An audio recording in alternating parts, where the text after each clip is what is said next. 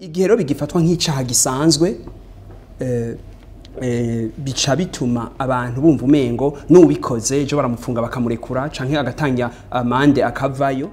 Abahinga baravuga ati mu bituma umukenyezi ashobora kuba adatera imbere mu Burundi hariho amabi akorerwa abakenyezi ahaciye ku gitsina, les violences basées sur le genre.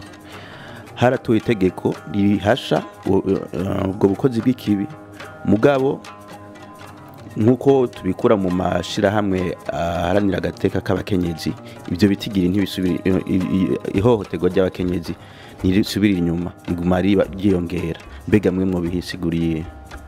Murakoze. Insiguro ndabiha nuko icaha nk'ico kiracafatwa nk'icaha gisanzwe mu gihugu. Umuntu ahohoteye umukenyezi umengo ni nk'umuntu yivye impene ahantu, umengo ni nk'umuntu yivye inkoko canke yakwivye amahera mu mufuko. Rimwe na rimwe n'abakenyezi bakanga. Ego. Nukuvuga ko haracari n'uburemere no kwita bwa societe, umengo wabikorewe yajakaye ku buryo yibaza ati byo fuma bitamenyekana. Biranakorwa no mu miryango imwe abantu bakabwira umwana w'umukobwa ngo numa canke n'abavyeyi bakabivuga.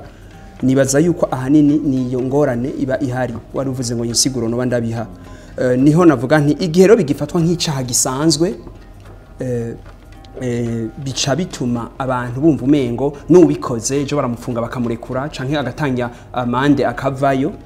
Nanje mba ndiko ndazana yuko muri iki gihugu haba ico bita traité familial contre le viol, hamwe kitazosubira gufatwa nk'icaha gisanzwe bajana harya anya igihe bibaye prouvé by'ukuri ko ari ivyo, hamwe n'umuntu bashobora kumucira umukenke by'ukuri ntirubu rubanza rusanzwe, abantu bakagira ico batinya bakumva yuko atamuntu ashobora kubaho kaguhohotera umwana umukobwa canke umupfasoni abigira umengo n'ubuhizi. Kuri bamwe banavyubahuka muri imyaka tugezemo, hari abantu bagira ngo ubikoze ngo urashaka gukira ingwara zinaka n'izinaka ukamengo ni ibintu bisanzwe mu gihugu.